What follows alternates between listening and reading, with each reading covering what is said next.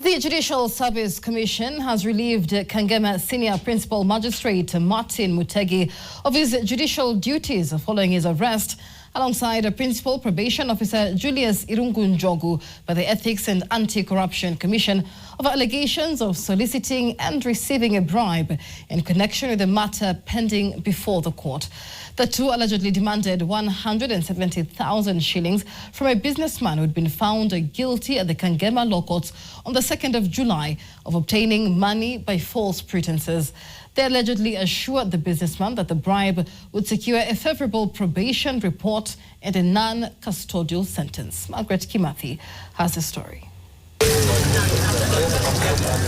The sentencing of the businessman convicted of obtaining money by false pretenses at Kangema law courts took a dramatic turn on Tuesday after the Kangema Senior Principal Magistrate Martin Mutegi and Principal Probation Officer Julius Irungu Njogu were presented at the Ethics and Anti-Corruption Commission regional offices in Nyeri, where they recorded statements following their arrest.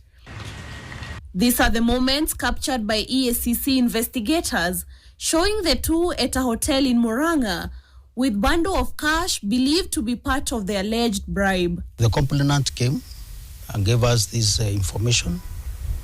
We mounted an operation yesterday, and true to his word, the magistrate also arrived at the scene in a hotel where they were supposed to pick the money.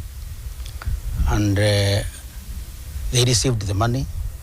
Our people were ready, and they arrested them, searched them, and got the money from them.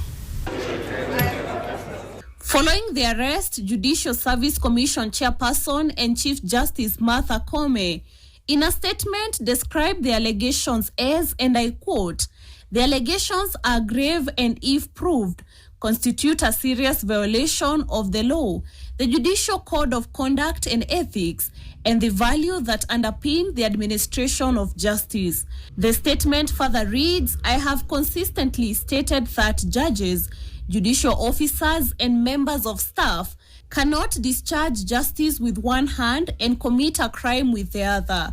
Those entrusted with the administration of justice bear an even greater responsibility to uphold the law and exemplify the integrity they require of others." End of quote. There has been several complaints against these two. Our covert operations, covert investigations indicate that there has been more interferences, there has been more compromising in even more serious cases than this one. So when we put our pieces together, we may establish a prima facie case also on those other instances where they have interfered with justice. Chief Justice Martha Koome has since relieved Magistrate Mutegi of his judicial duties in accordance with the law and established procedures pending the outcome of investigations.